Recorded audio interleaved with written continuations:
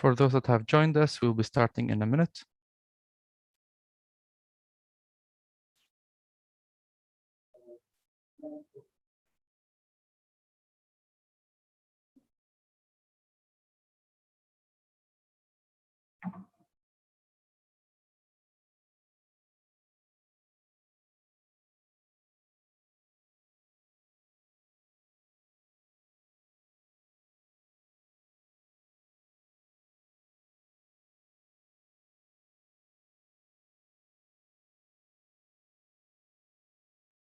Okay, so many people I see joined us here on Zoom and on over social media. So good afternoon, good morning. Assalamu alaikum rahmatullahi wa barakatuh.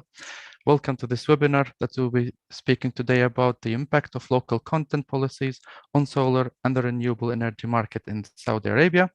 This webinar is organized by MESIA and powered and moderated by Solar Arabic. We are proud to have a very experienced panel today with speakers from the Ministry of Energy in Saudi Arabia, Aqua Power, Saudi German Factory for Solar Products, and NES Firecraft MENA. If you are not able to join us via Zoom, or if you have any friends, colleagues that wish to join us, but they can't make it through Zoom, please advise them to go to Solar Arabic's social media channels on YouTube, Facebook, Twitter, and LinkedIn, and they will see the live broadcast right there without registration. The recording will be available on YouTube within 24 hours after the session. So if you miss a part of it, if you have to leave early, don't worry, you can always catch up later. A couple of admin questions, please. I want to make sure that you hear me well. Can you please give us your feedback in the chat window and tell us if you can hear us well, if you can see us, if you see the slide in front of you, just to make sure that the connection is clear. If you're on social media, please write that in the comments, please, under the broadcast. Clear, so everyone can hear us well. That's awesome. Next is the questions. We encourage you, please, to ask your questions right away and not to push and postpone these questions till the end of the session. And please don't send the questions in the chat box, but send it in the Q&A box. The Q&A box will enable us to notice your question, to make sure that we address it either in the session or later on by email if we don't have enough time. Our session will last for an hour with the final 10 minutes Q&A section in the end. So we address most of the questions during the session. I'll start with introduction. So my name is Munif Barakat, and I'm from the Solar Arabic platform, which is the biggest renewable energy platform dedicated for this topic in the Middle East and African region. And I have an amazing panelist panel today. We'll be introducing the panelists in due course as we go through this session, and we'll be addressing today's topic from multiple perspectives. As you know, like if you read latest reports from IRENA or from IPCorp, you usually see very big investment projections for the coming 5 years. For instance, in the latest report from IPCorp, we for the outlook of 2021 till 2025, the report says that the investments in energy will increase to $805 billion, with the power sector leading this growth and Saudi Arabia being at the forefront of that growth. Obviously, one of the key topics and key agenda points for many countries in the MENA region and in Saudi Arabia as well is the renewable energy in its multiple forms, whether it is solar, CSP, or PV, or hydrogen, or wind. We see a very strong growth, some very strong projections, and the potential is clearly high. But we need today to dig into the Saudi Arabia market, and we'll be talking about these, let's say, success stories, the coming mega projects that come from NEOM and REBDO, and the sustainable developments and green growth agenda of Saudi Arabia. Well, the reason we talk about localization is because it has been common around the globe that many countries open up the investments in solar and in renewable energy in general. They build huge capacities and multi-gigawatts very fast, but without building a proper renewable energy industry in the country. Well, this is not the case in Saudi Arabia because Saudi Arabia has introduced the local content requirements from the early days, even at small percentages, but ensured that whenever we build capacity, we are building an industry as well, which is a unique and strategic way of thinking for the future. And we'll be learning more about this as we go through the session. First of all, understanding what is meant by the local content, how to understand this, how it has been developing, and how it affects your project as you plan for it and as you execute it and service it later on. So in the beginning, I won't take long in the beginning, so everyone will get fair share of input during out the session, and you also, our attendees, you'll get some time as well to ask questions, and we answer these in the end. So I'll start with my first guest, Dr. Amin Yaqub, who is the localization advisor at the Ministry of Energy in Saudi Arabia. He's an engineer, MBA, with a PhD in innovation management, with multiple executive roles in the Saudi energy market, and we'll be very happy to hear from him from the ministry perspective, how to understand the local content requirements for renewable energy projects in Saudi Arabia, and any guidance that we can get from your side. Dr. Amin, please. Assalamu alaikum and good morning, everyone. This is Amin Yaqub from the Ministry of Energy. I'm very excited to have this panel discussion with my peers and with you all around the world.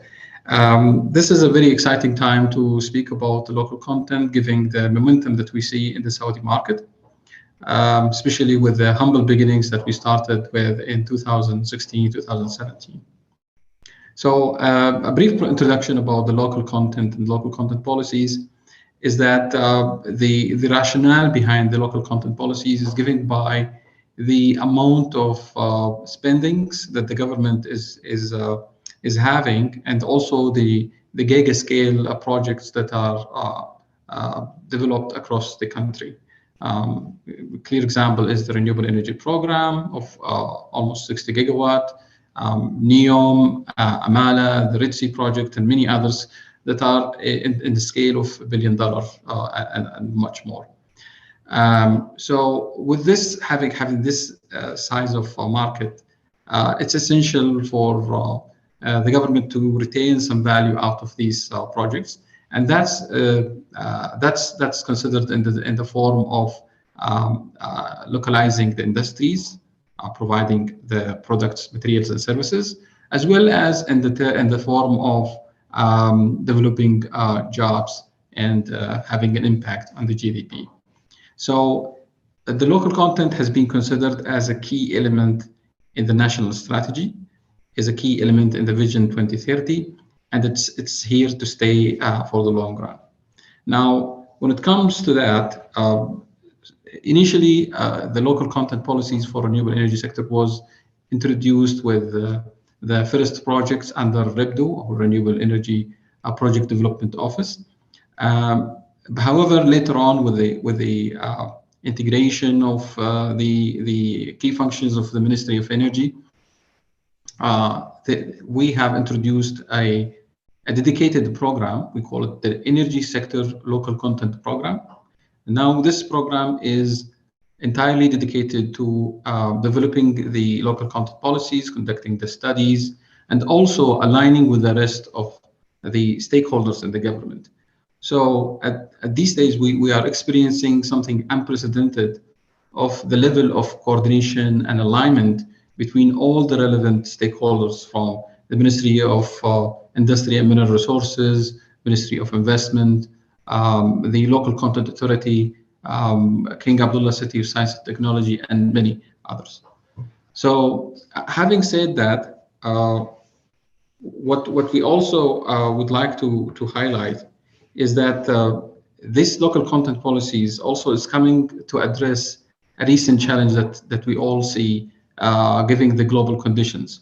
So the recent report from IEA, the Net Zero, highlighted the significance of having secured supply chain, and how the supply chains, the local supply chains, can impact the energy security. So energy security is highly impacted by the security of the supply chains, and this is why we highly are having a significant focus on the local content and developing local content policies in Saudi Arabia. Another thing we would like to mention is that this dedicated program that works coherently is addressing the major challenges that are touched by the developers, the EPC contractors, and manufacturers. And the reason why we have this program is to rapidly resolve the issues, speed up the decision-making process, and come up with new solutions that can be implemented quickly in the projects that are tendered. Moving forward, I think it's important to highlight that whatever policies that we are developing and embedding in the project requirements are dynamic, and they are based on the current market development and our assessment of the supply chain and its capabilities and capacities. We also consider, for example, the quality specifications and technical specifications that are used and adopted by top-class developers and contractors around the world. So we always ensure that the requirements are updated regularly based on the market needs, based on market conditions, based on market status, and also based on the supplier and manufacturer capabilities as well. We have also considerations for the impact on the price. So we understand the point of view of the developer when it comes to how the procurement from the local supply chain or the local suppliers might impact the LCOE. And for that, we have developed a specialized committee from all the relevant stakeholders for the local content development in related to the renewable energy projects to discuss and evaluate the impact on LCOE. Now, there is also a myth that needs to be debunked that local manufacturing in Saudi Arabia might result in higher costs. And given the experiences we had in the previous projects, we've seen that actually manufacturing in Saudi Arabia can sometimes result in competitive prices globally. And I think my colleague and my colleague in the panel, Anas Madhani, will take you through some examples that they have experienced at ACWA Power. Lastly, we've done some extensive work at the ministry and understanding the value chain and supply chain, for example, related to solar panels. We found very interesting figures that 50 to 60% of the solar panel can be localized within a maximum of 2 years. This, of course, can be done with the help of the other stakeholders in the government, the private sector in Saudi Arabia, as well as the international OEMs and developers and EPCs around the world. So with this analysis, we found that there are lots and lots of opportunities for the private sector to consider and develop, whether by extending their current manufacturing facilities or coming up with new products and services. For example, we have found that aluminum frames can be localized within a matter of a month or two. And there are many aluminum manufacturers who are very interested in providing aluminum for the solar panels to be used in Saudi Arabia. Another case is Wahaj. Wahaj has been established in around 2016, and they have been working together with many suppliers in the region and exported. They have experience in exporting to India, Turkey, and other markets as well. And so these two examples show that there are competitiveness of the local market in Saudi Arabia. Now, also the program that I mentioned, the local content program, is also working together with the investors and the manufacturers to develop the right incentive scheme that support them to bridge the cost gap between Saudi Arabia and abroad. And we always welcome any suggestions and ideas and proposals from the private sector to enable their manufacturing plans and also enhance their profitability and sustainability in the market. To this point, I think I would leave it, and I would conclude by saying that we at the Ministry of Energy and the Local Content Program are highly interested in speaking and visiting and meeting the private sector, whether it's companies in Saudi Arabia, whether it's JVs or foreign investors who are interested in establishing their factories and companies and services in Saudi Arabia. And we welcome to having any dialogue that will enable the manufacturing and localization in the country. Thank you. Thank you. Thank you. Maybe just like as you just mentioned this, what are the best channels to communicate with you for private sector in this regard? I think the best way to communicate would be by having maybe a form that we can communicate to you, Mr. Munif, that you can distribute with the attendees later on. Perfect. We'll be sending anyhow also the recording of this session to everyone, and then we can include that for the interested parties. Thank you very much, Dr. Amin, for this introduction from your side, explaining this also and the purpose of these regulations. We'll get back to you. There are a couple of questions that we received about this topic, but we'll do it in the end of the session. Thank you. I'll move now to Mr. Anas Al-Mathami, who is the head of localization at Aqua Power, and he's a mechanical engineer with many years of experience in consulting and working in important companies like SABIC and Aqua Power. And today, I'd like to ask him to highlight the same topic, but from the developer perspective. We know that Aqua Power has been very successful developing renewable energy projects globally and specifically in Saudi Arabia, achieving some of the lowest LCOEs in the world, definitely handling these local content requirements in their projects. So I wanted to check with you about your experience. What would you say to that? And how did you benefit from such regulations?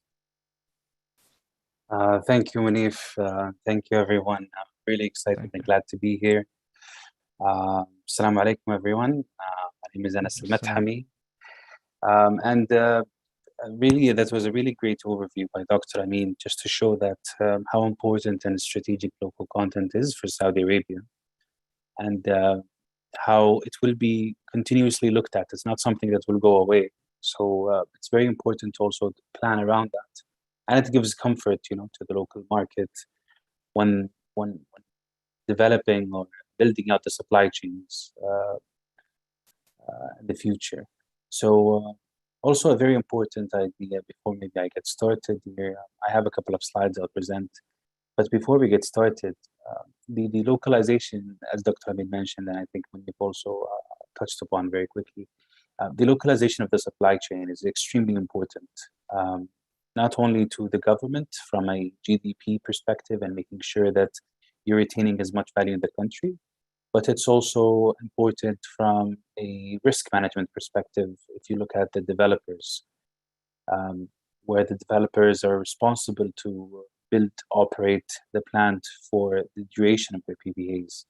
So having that local supply chain developed, having that local manpower trained, having human capital available, the different entities or private sector entities knowledgeable about how to interact with you as an IPP or a developer is extremely important for the continuity. And I think, I know that in every webinar over the past 2 years, everyone has mentioned COVID in some way, shape, or form. But it really was a very good example of why you need to make sure that your supply chains are very efficient and very strong, because you really want to keep on and make sure that you're continuing to develop and reaching your targets. We're blessed in Saudi Arabia that maybe we did not get the impact as much as other countries had to go through. But to an extent, this was also a very important message or call that we need to further look at supply chain as a de-risking factor for your energy. Supply chain localization, and I think that's also something that we're very aware of And we do naturally, not only in Saudi Arabia, but also around the globe in our different projects in the different countries. So with that being said, today I prepared a couple of slides to take a deep dive into the tracker localization. I know that some of the attendees here, I think some of the panelists have already heard about it, but I want to go deeper and look at it of why was this able to happen? What ripple effect impacts were we able to get out of it? And to just give you a picture that localization is not only about complying with local mandates or local requirements, but can actually be very beneficial for the private sector, especially when you have a significant announced pipeline. So Munif, I think I'll try to share my Yes, please, you can presentation. take over, please. Okay.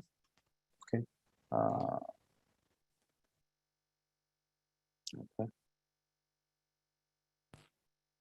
All right. Do you guys see my screen? Yes, but it's not full screen yet. Oh, now it's perfect. Perfect. Okay.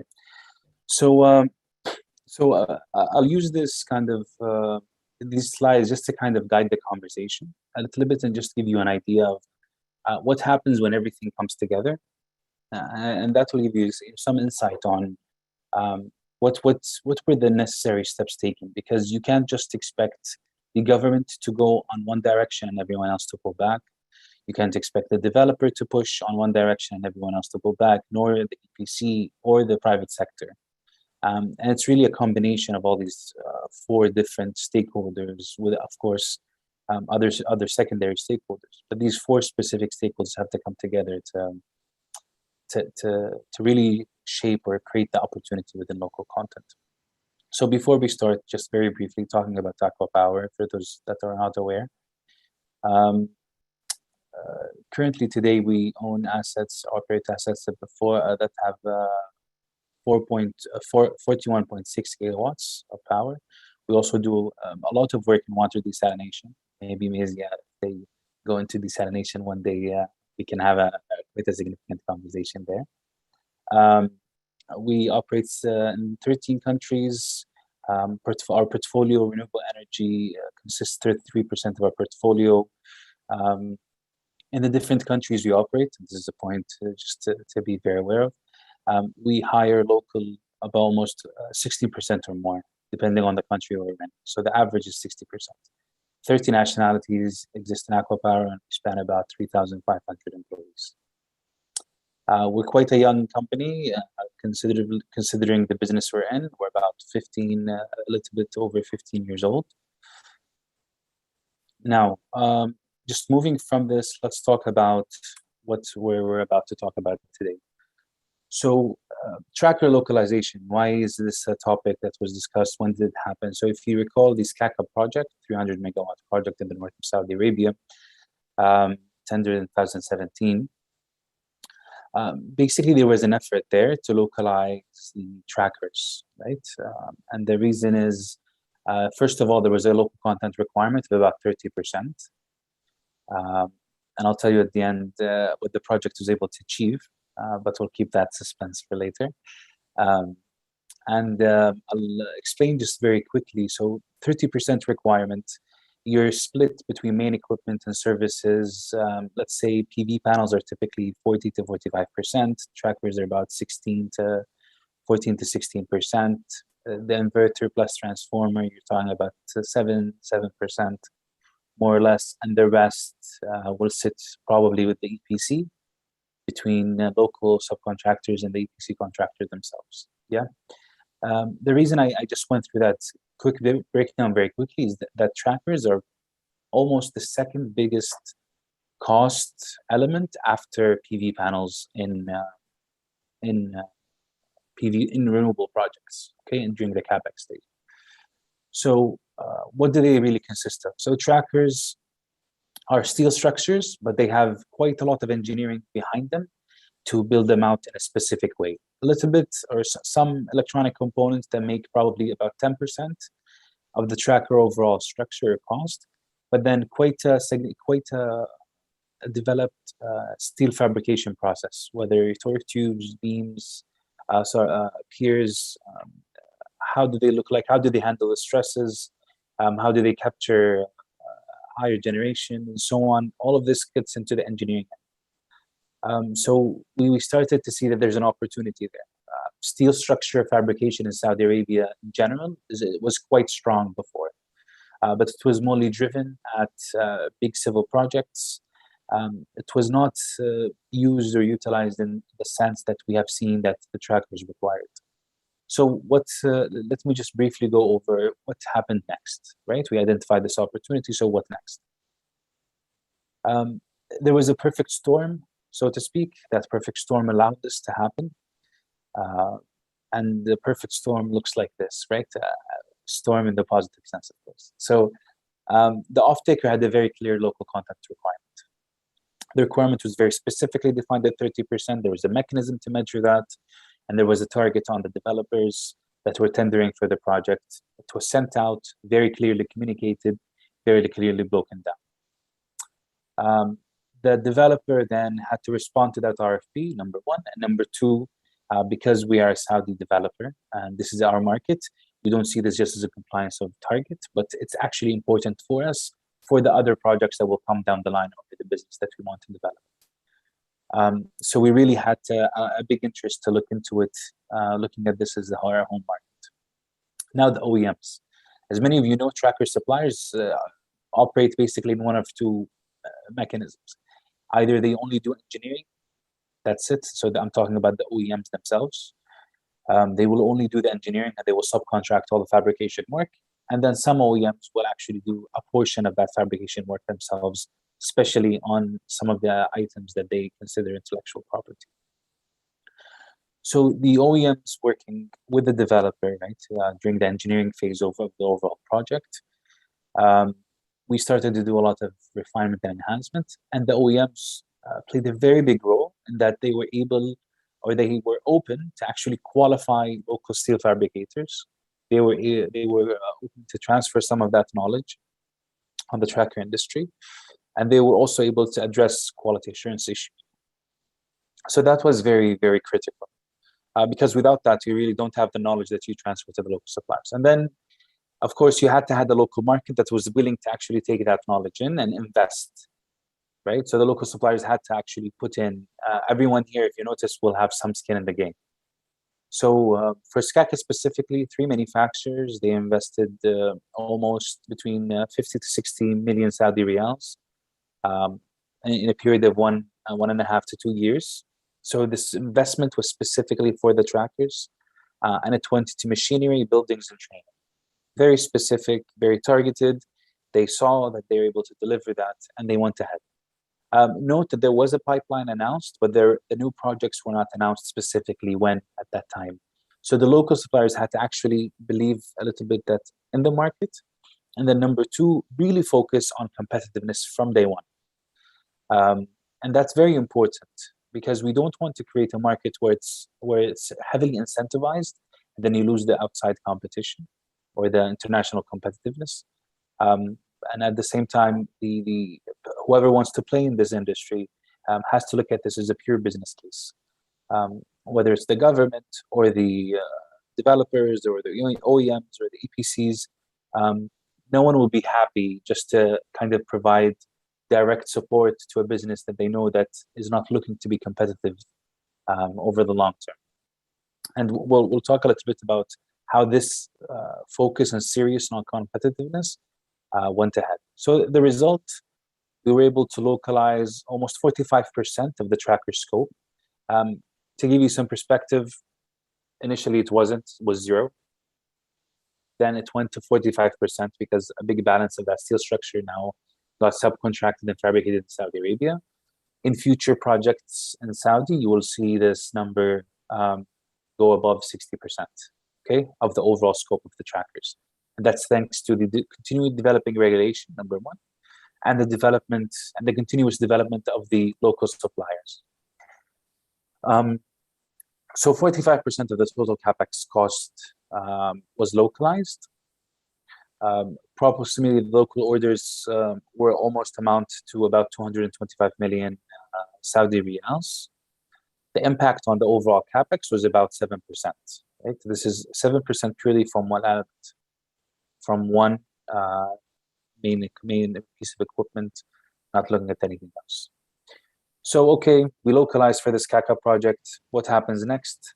From 2017 till very recently, we had quite significant developments in the pipeline where projects were not available in Saudi Arabia, but what happened to the local tracker suppliers that already had invested in facilities?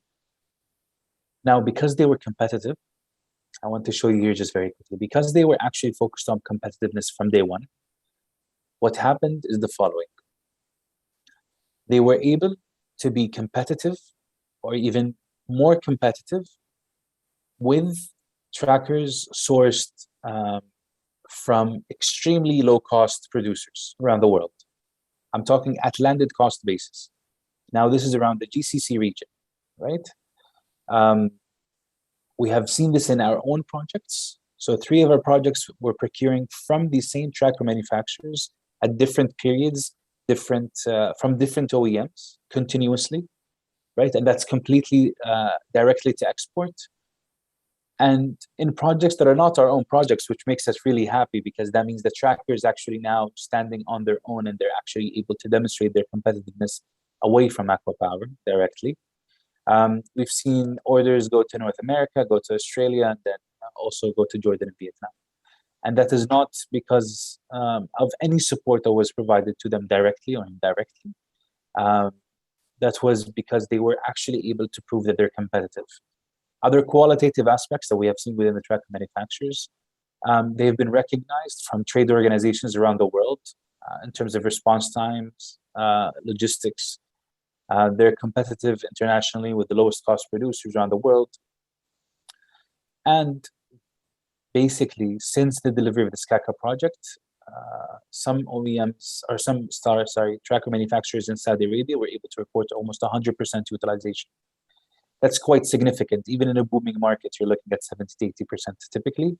But these manufacturers, when they invested in the right place, the right time, had the right focus from day one, they were able to create quite a significant and important and competitive product. So this story, for steel structures, it was quite on the nose, it was very direct. But we believe, like Dr. Amin mentioned, that this can be repeated in other industries. You just have to make sure that the perfect recipe is there, and that we're able to actually to identify these business cases, these opportunities, and open it up to multiple local suppliers or local investors at the same time. And as with anything else, it was never something easy. There was a lot of contribution from the different stakeholders along the chain. So that is also a very key point, is these opportunities will not be easy for anyone to come in and capture, right? There's quite a significant barrier of entry, but once you see that value and you actually want to put your skin in the game, we think that it can be greatly unlocked. With that said, I'll just open up, I'll just stay on this slide for a little bit. One of the things that we have right now is we're looking at local suppliers in Saudi Arabia. If you want to get in touch with us and you're a local supplier in Saudi Arabia, you have established a commercial registration. We have quite I won't list down the projects that we have, but we have a quite significant list of projects in gigawatts, both in wind and solar in Saudi Arabia and other projects. So if you're interested to participate, please, you can scan the barcode. You can look at the link here and send it. I'm pretty sure maybe if we'll circulate some of this content later on. So write in as much detail as possible so we can help our main contractors engage with you. We're here to support you with them in their discussion. Like we did with the trackers, we're always here to bring together and nurture these partnerships. So please consider us your advisor when engaging with these partners with whatever you need. But also let's make sure that we approach this seriously. We approach this in a competitive manner. And we think for the long term. This is not something that you want to do for 1 or 2 or 3 years. I hope I didn't take too much time, but thank you very much. Yeah. Thank you very much. I really appreciate this input on us. It's very important to see how the local content regulations enabled Aqua Power to localize this much and to achieve such targets and to remain very, very competitive in the market and win tenders. We'll get back to that because we've got a couple of questions about this from the audience. But first, I'd like to move to Mr. Vikram Nanda. Vikram, he's the regional director at NES Firecraft MENA. He's a major in business and finance, has been involved in the solar industry for the past 6 years, working on multiple solar parks in the region, including the Sheikh Mohammed bin Rashid Al Maktoum Solar Park, phase 2, 3, 4, and 5. So with his experience in this, would like to hand over to him to address the same topic, but we spoke about technology, we spoke about manufacturing, localizing all of these elements, but we want to see how we also attach this to the localization of the human capital, how to build capacities to enable this transition and to encourage the local workers to enter into the renewable energy market and to be part of this success. So it's to you, please, Vikram. We're happy to have you on board. Thank you very much. You can hear me okay? Yes, clear. Great. Well, first of all, thank you to the Middle East Solar Industry Association, my fellow panelists and all the attendees today. Like the other panelists, I'm very excited about joining, participating in this discussion.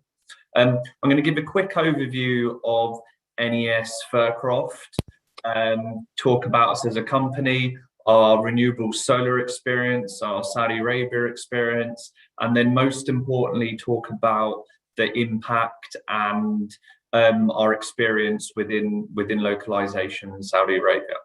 So, you know, on the screen now is just a nice kind of diagram to give a visual aid to our experience in the Middle East. So NES Firecraft is a manpower company fundamentally, operating within the energy sector. We operate across various different technical sectors, and one of those is our renewable sector. We're quite proud to say that's been our fastest growing sector over the last probably 3 years now. And, you know, the Middle East region for NES Firecraft was a leading kind of pioneer in that particular sector. And if you kind of go through the diagram now on the screen, you can see we first kind of established in the Middle East in 2004, but in 2016 on the Mohammed bin Rashid Al Maktoum Solar Park, that's where we really got our foothold within the renewables industry within the Middle East, and that really propelled our experience within that particular sector. You know, and I'll go on to talk about localization, but, you know, there are other initiatives that we've been involved in within Saudi Arabia. And another one I'd like to just kind of zone in on this diagram is our diversity as a business. And, you know, in 2019, we reached 1,000 female contractors employed, and we recruited you know, trainers for the first ever female driving instructors in Saudi Arabia. Another thing we're very, very proud of within the kingdom. Moving on to the next slide, I hope it's all moving across and everyone can see. We talk about our solar experience as a manpower company. And, you know, we've worked with a lot of different clients on these particular projects. Like I said, this started within Dubai, within the solar industry on Mohammed bin Rashid Al Maktoum Solar Park. There's different phases, and we've gone across that journey as the phases have got, you know, larger, with new clients coming along, giving us more challenges, but certainly more opportunities. We've then moved kind of into Abu Dhabi, into Oman on these projects, and then that's brought us really into Saudi Arabia, where we've got early positioning on these projects. And I think it's, you know, worth noting that Saudi Arabia is our largest kind of presence within the Middle East, and that really leaves us well positioned for the future growth within the solar sector, and to use our experience of localization, which I'll touch on later in this presentation, to then see how do we use that localization experience in other sectors to then leverage that into the solar sector, but to do it even bigger and better than we've done before. So not hitting our targets, but actually exceeding our targets. And I think that's really important. The third slide goes on to a bit about our Saudi Arabia experience. You can see when we were established in country, we've got platinum status in terms of our localization, something we're very, very proud of. But it's great that we've got that, but how do we maintain that? How do we do the same things and do more and come up with more creative ideas, which I'll touch on, to improve our localization and to really drive that forward? There's an ICTVA score there, which is very kind of specific to Saudi Aramco, but it's how we've achieved that percentage by creating in-country value. And that's something, again, we need to transition and cross over into the new sectors, specifically renewables. So, both from us as a manpower company, but our clients, how we can work closely together to drive these efficiencies to kind of go towards that localization goal, as one, really. Okay, so now the importance of localization and how to achieve the energy transition goals. Certainly there's going to be challenges, and we know that as a company working in different sectors. But how do we use those challenges? How do we understand those challenges and then turn them into opportunities? So human capital, it's a very fluid business, the movement of people, and that in itself is a challenge.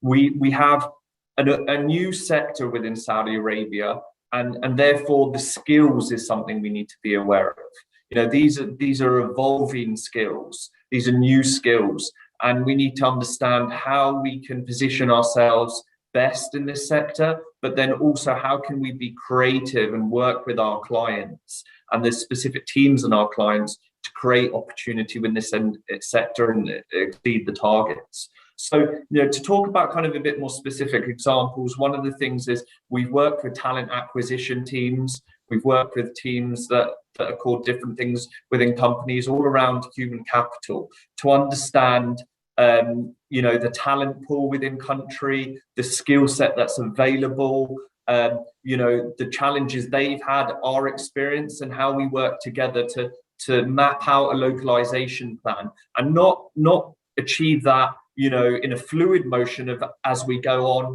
whether it year by year, but actually how do we plan that for the future? Because it's the planning aspect that allows us to be able to understand future challenges and to be able to have solutions to kind of work around them.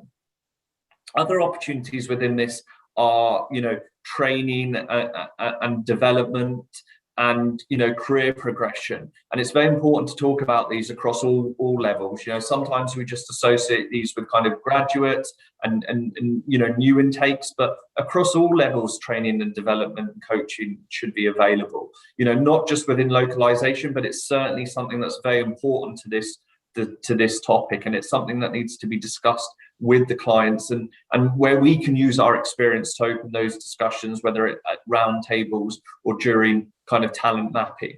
And that takes me on to that quite nicely in terms of talent mapping. What does that mean? Well, we have experience of doing that across all pools of people, and expats included. And it means, right, what is the sector? What are the skills that are needed? What's the experience within those skills? What are the job titles? What are the salaries we're dealing with?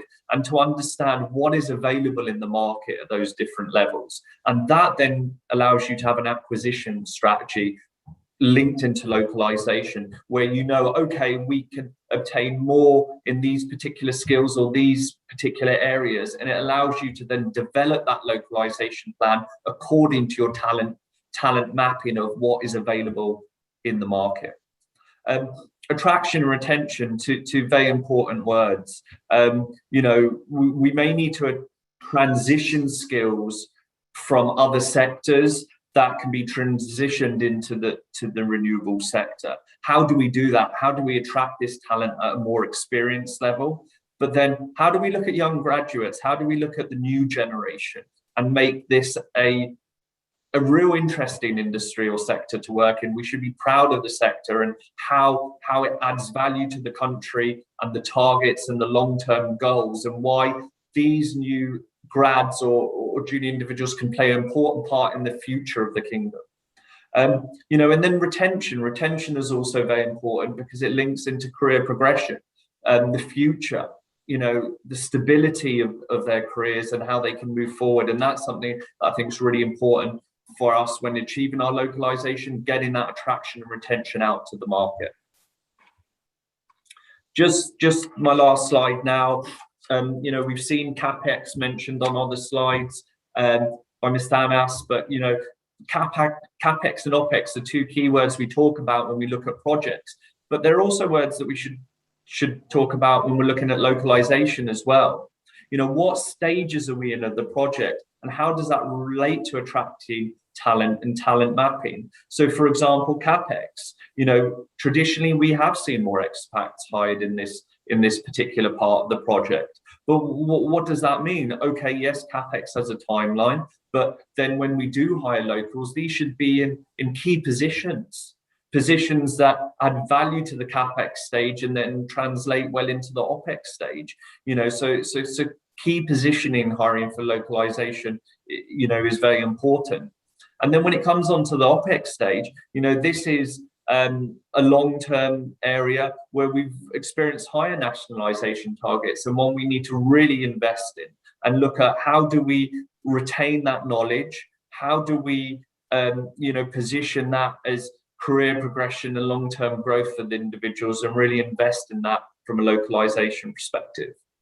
Shadowing and coaching, I mean, the last couple, I'm going to 3 bullet points there are real key examples we've seen of really achieving our localization targets and exceeding them, and that's shadowing and coaching. Now we have seen it in different sectors, but how do we use what's worked in different sectors? You know, we've seen new graduates come in, we've seen them being shadowed and coached by other individuals with more experience, but then eventually those you know, locals have taken those senior positions and have gained that knowledge and intake and been able to progress then into those more senior roles. And we've also seen, you know, Saudi nationals go into foreign assignments, but specifically within the renewables and solar sector, where they've left the kingdom, they've gone out more experienced individuals, they've worked on key solar projects in the region. We've seen it on Mohammed bin Rashid solar park in Dubai, but then the plan is for them to come back to the kingdom and have that experience and come in at senior key level decision makers within these projects. And then finally, you know, a case study we're very proud of, where we recruited 120 Saudi national graduates in one recruitment drive. And that was done not just on our own, but working with our client, ensuring that, you know, we were very closely together, working on the ground. We interviewed 300 individuals to get to those 120 hires. We held assessment days. You know, it was very interactive. It was all about retention. It was all about, you know, opportunity. And it was a very successful program that we were able to achieve and, you know, really add to the value of localization, and something, you know, like I said, us and our client are very proud of. So, you know, there's a bit of a presentation there on an overview of, yes, NES Faircroft, but how our experience has been within localization and what we've seen in terms of case studies and example, and how we can look to use that to therefore position ourselves for this new sector in solar and you know, exceed the targets. I think that's where we need to look at. So look, thank you very much to everyone for the opportunity, and look forward to fielding some questions. Thank you, Vikram, for sharing this part, because it's very important to focus on the human capital side whenever you localize, because it's definitely the biggest portion of localization. There is nothing that can be done without the talented and skilled local workers. I'll move then this session, please, to Zuhair Hamid. Do you hear me well? Yes, have a nice day for all. Assalamu alaikum. Alaikum assalam. You are welcome. I want to introduce you that you are a factory director of the Saudi German factory for solar products, but we'll give you the chance to introduce yourself, please, and the work of the Saudi German factory. Thank you very much. I'm really appreciated for this chance to share our actually real case study for localization for solar products in Saudi Arabia. So let me talk on behalf of Saudi Solar Nova team. I'm Zohir Hamad, engineer for electrical engineer and the factory director for Saudi Solar Nova. We are located in Al Kharj. It's in Riyadh area. So actually, we are focusing on. Let me add some points for Mr. Regarding to the local content. We are talking about the number now. We will talk for according to the number how we see the real opportunity to create a factory here in Saudi Arabia. I will share my screen. If we try just please to stay here within 6-7 minutes, and that would be great. Yeah, Because we're exactly. running I out will of pass. time. Yeah, thank you. I will pass away directly. I will pass away. Can you see my screen? Yes, it's not in full screen yet, but I can see it. Yes, let me make it full screen. Now is good? Yes, perfect. Thanks. Okay. Actually, let's talk. Wait. Actually, let's talk about that. How we saw the opportunity to create a factory here in Saudi Arabia. And let's talk about the local content. This idea has been created after we saw the local content numbers and needs for this kind of manufacturing. Among the best way actually to enhance a national industry is local content here in Saudi Arabia. So actually, local content will help that to reduce the cost and save the cargo fees and warehousing, custom duties, and actually that it will be increase the purchasing power for the Saudis and residents here in Saudi Arabia. So it will be increase the income for the governments regarding to the task free assets.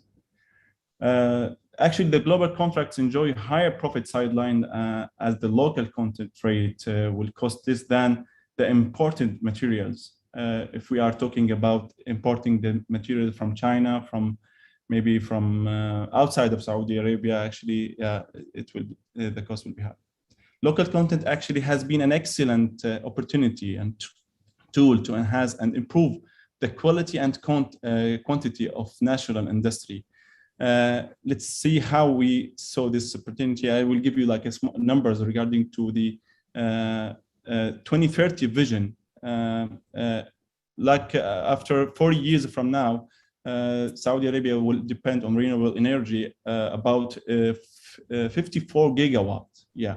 So if we can just like a small calculation, if we need to achieve the lowest actually local content rate, it will be at 15%. So we need, if we are talking about same our capacity of manufacture, we need about 45 years just to achieve these the 15% of the lowest local content percentage which is required. Or we can talk a full year production of 45 factory of our capacity. So that it's a great opportunity for other maybe investor or for local manufacturer for this kind of product.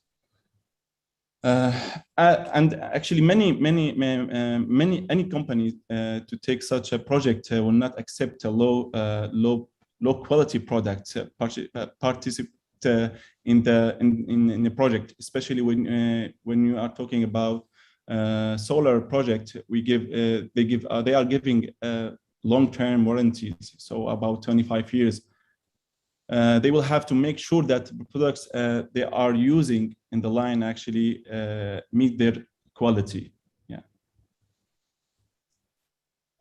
This means that a rigorous inspection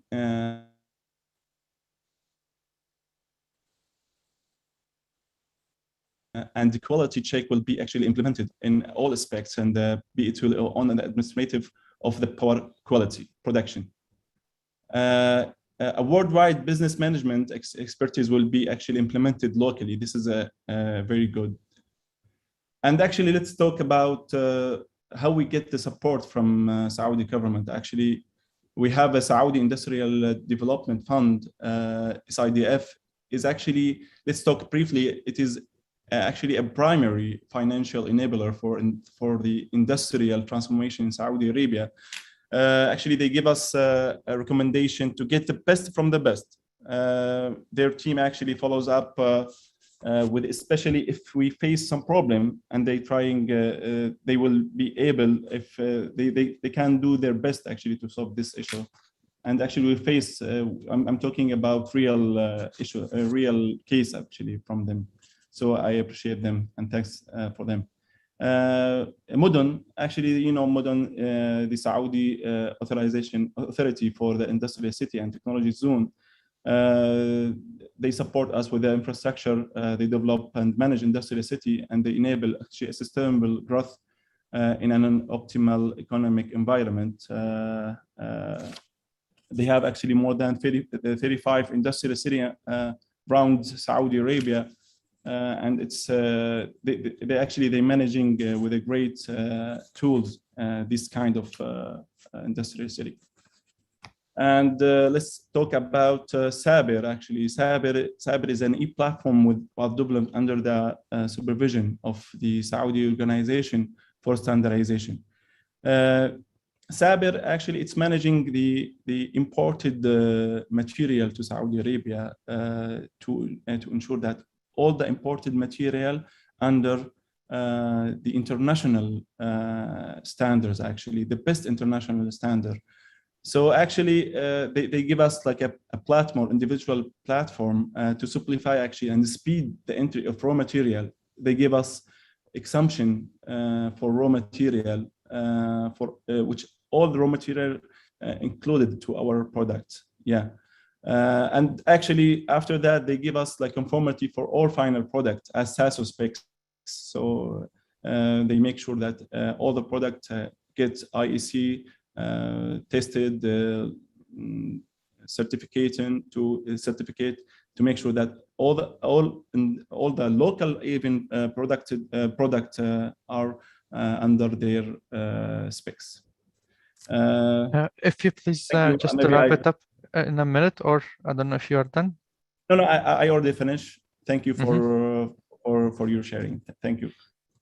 Thank you very much. Thank you very much, Zuhair, for sharing this experience with us from the manufacturer's perspective, explaining how local entities in Saudi Arabia and regulations helped you to start the manufacturing business in Saudi Arabia.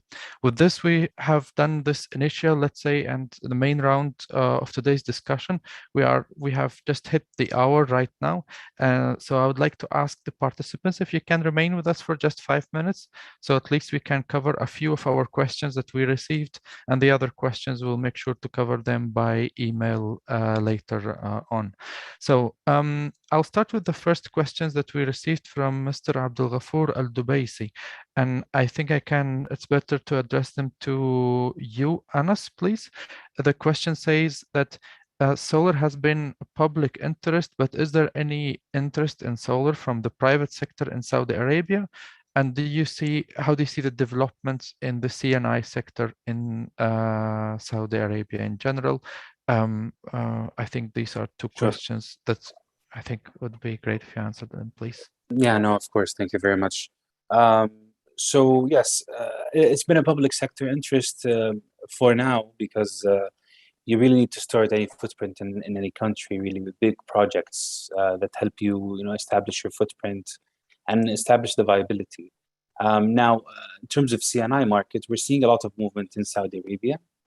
That is basically looking at solar not only as a solution for a green power source, but either they're looking at it as a backup power source, a power source for remote operations, or in general, a combined profile to provide a cheaper power source than the one you're able to procure from the grid. So we do see that. I think the regulations there are being developed, like net metering was launched earlier this year. I think more room will be given also to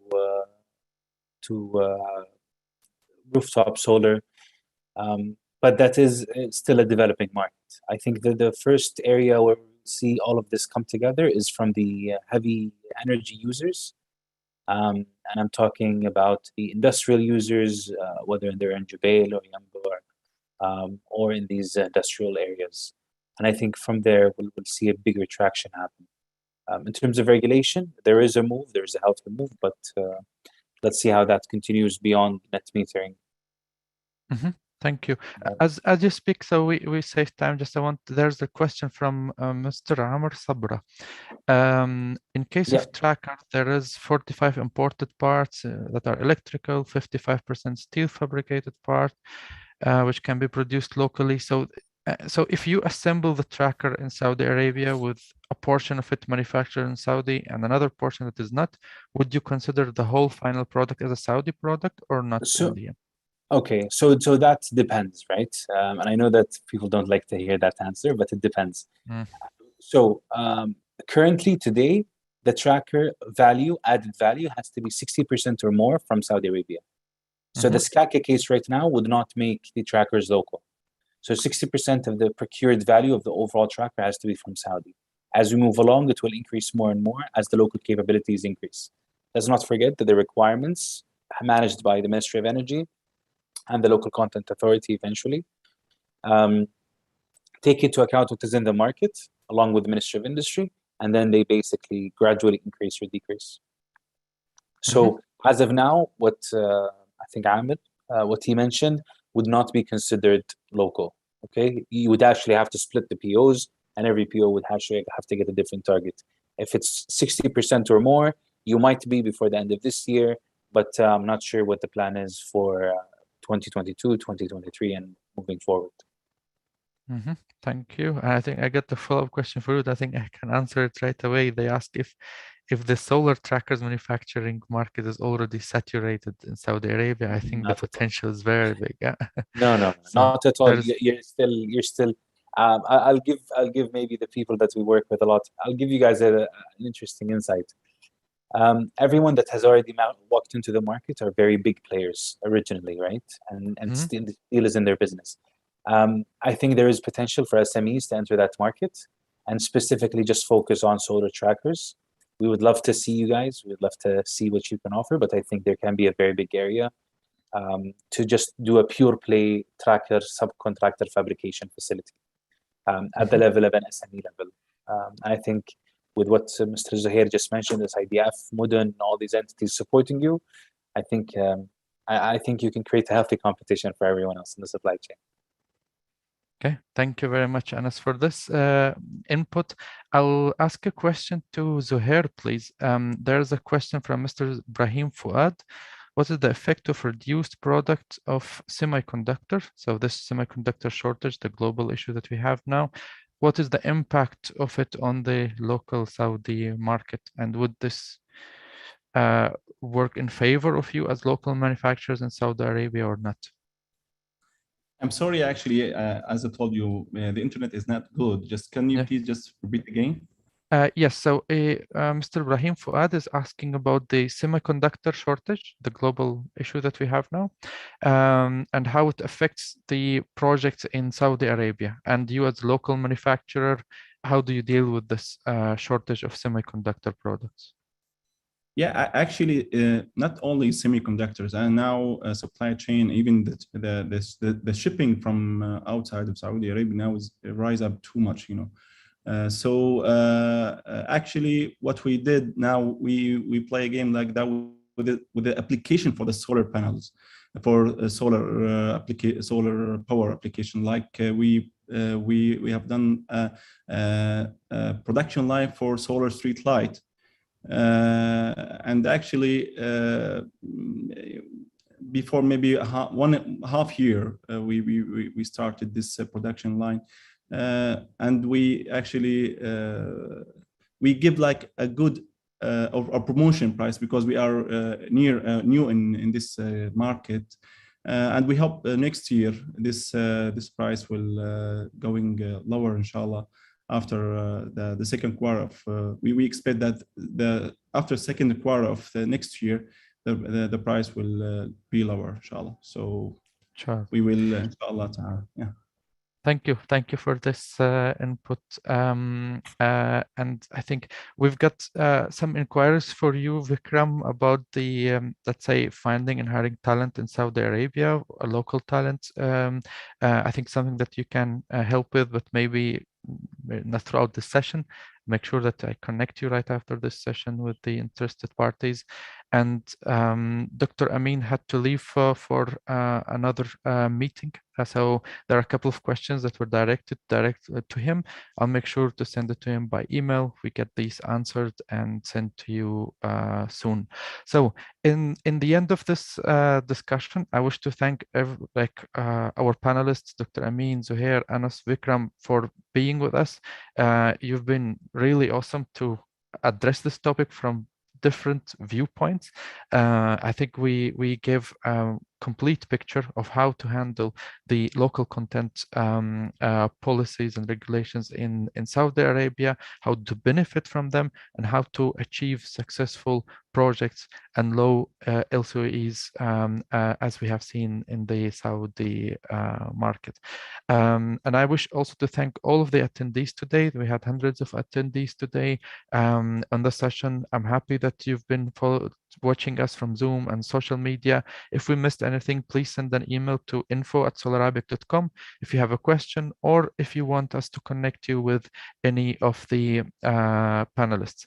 And finally, I wish to thank the organizer of this event, which is MESIA, the Middle East Solar Industry Association, for organizing such very insightful events, inviting speakers like the speakers that we had today that have the market knowledge and share it with us generously. So thank you, MESIA. Thank you all the panelists. Thank you for all of those people that attended this session today.